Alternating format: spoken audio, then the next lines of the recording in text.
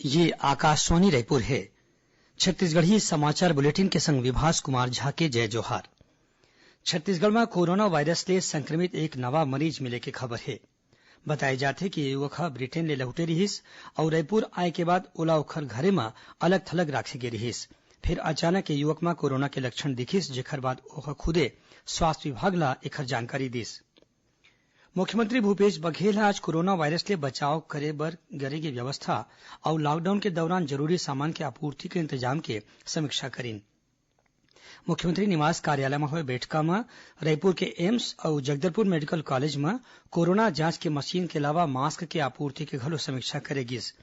मुख्यमंत्री है कोरोना प्रभावित के इलाज बर 100 बिस्तर के व्यवस्था करे और प्रदेश के जम्मो मेडिकल कॉलेज में इनकर इलाज के व्यवस्था करे के निर्देश अधिकारी मन ल दीन। मुख्यमंत्री ह बैठक में कहिन कि फल, सब्जी, दूध के आपूर्ति और गेहूं के कटाई के अलावा धान के खेती में लगे किसान और मजदूर मन ल आए जाए ले झन रोके जाए।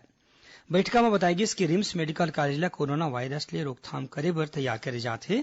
यहाँ 500 बिस्तर की व्यवस्था करे जावत है।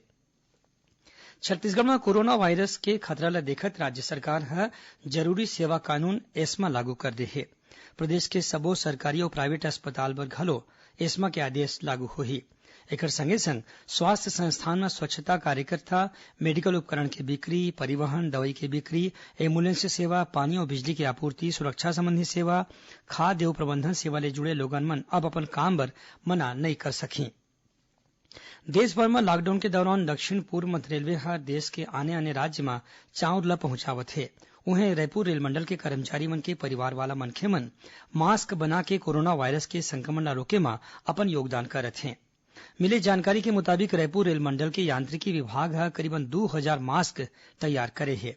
ये सबो मास्क ला ऐसा रेलवे कर्मचारी मन ल बांटे गे हे जौन मन ए दिन में मालगाड़ी के रखरखाव और उखर संचालन में अपन योगदान देवत हैं।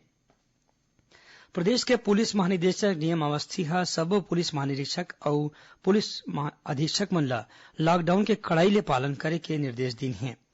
ओमन शहर और गांव में बिना कोनो काम के घुमैया लोगन मन पर कार्रवाई करे बर घलो केहे हैं। श्री अवस्थी ह कहिन कि लोगन मन संग मारपीट और दुर्व्यवहार जैसन घटना नहीं होना चाहिए।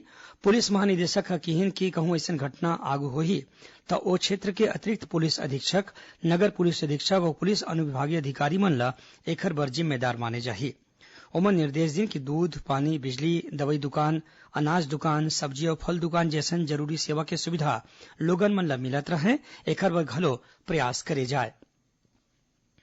प्रधानमंत्री नरेंद्र मोदी ह काली बिहनिया 11 बजे आकाशवाणी ले मन की बात कार्यक्रम में देश विदेश के लोगन मन संग अपन विचार साझा करही।